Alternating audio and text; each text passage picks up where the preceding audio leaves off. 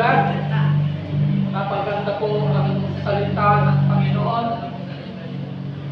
Sino ang gusto na makatanggap ng banal ng Espiritu ng Diyos ngayon? Amen. Isa lang. Sino po? Amen. Amen. Okay, you go to Jerusalem.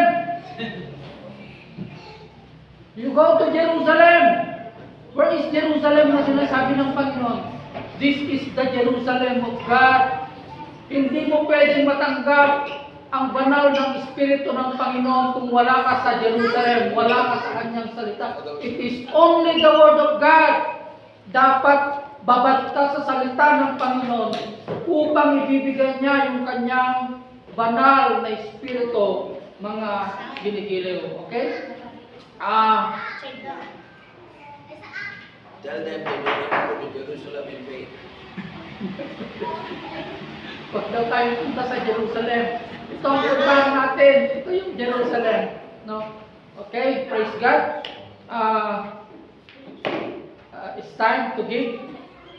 Hindi tayo nagbibigay para kay pastor. Nagbibigay tayo para sa Panginoon.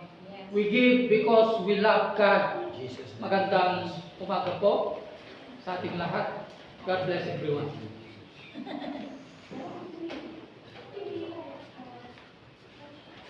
Judas was